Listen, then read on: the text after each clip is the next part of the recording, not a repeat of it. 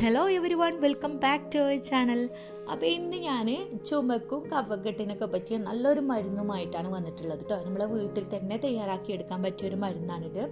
അപ്പോൾ നമ്മൾ പെട്ടെന്നൊക്കെ ഒരു ചുമയും കഫക്കെട്ടൊക്കെ ഉണ്ടാകുമ്പോൾ പെട്ടെന്ന് തന്നെ ഹോസ്പിറ്റലിലേക്ക് പോകേണ്ട ഒരു ആവശ്യമൊന്നുമില്ല. ഇങ്ങനെ ഒരു പൊടിയൊക്കെ ഉണ്ടാക്കിയെടുത്താൽ നമുക്കിതിന് നന്നായിട്ട് തന്നെ ശമനം കിട്ടും കേട്ടോ. അപ്പോൾ നമുക്കിത് എന്താണ്, ഇതിലെന്തൊക്കെയാണ് ചേർക്കുന്നതെന്നുള്ളത് നോക്കാം.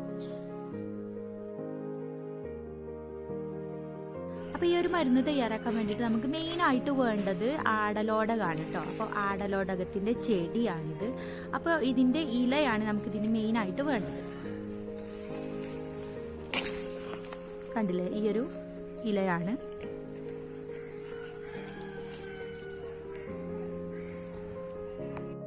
അപ്പോൾ ആടലോടകം കൂടാതെ ഇത്രയും സാധനങ്ങളും കൂടിയും വേണം. അപ്പോൾ ഇവിടെ ചെറിയ ജീരകം എടുത്തിട്ടുണ്ട്. പിന്നെ വേണ്ടത് കൽക്കണ്ടം, പിന്നെ അത് ആടലോടകത്തിൻ്റെ ഇല, പിന്നെ നമ്മൾ സാധാ ചോറ് വെക്കുന്ന അരിയാണ് കേട്ടോ. പിന്നെ വേണ്ടത് കുരുമുളക് പൊടി, പിന്നെ ചുക്കുപൊടി. അപ്പോൾ അത് പൊടി ഇല്ലെങ്കിലും കുഴപ്പമൊന്നുമില്ല, ഇത് രണ്ടും പൊടിക്കാതെയും പറ്റും കേട്ടോ. ഇനി ഇതാ ചട്ടി നന്നായിട്ട് ചൂടായതിനു ശേഷം ഇതിലോട്ട് നമ്മൾ ആദ്യം തന്നെ അരി ചേർക്കുകയാണ് കേട്ടോ. അപ്പോൾ അരി നന്നായിട്ടൊന്ന് വറുത്തെടുക്കുക.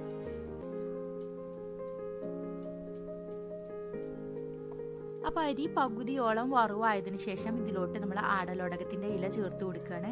അപ്പോൾ അതൊരു ചെറുതായിട്ട് അരിഞ്ഞിട്ടാണ് കേട്ടോ ചേർത്ത് കൊടുത്തിട്ടുള്ളത്. അപ്പോൾ അങ്ങനെ ആകുമ്പോൾ നമുക്ക് പെട്ടെന്ന് വറുത്ത് കിട്ടും.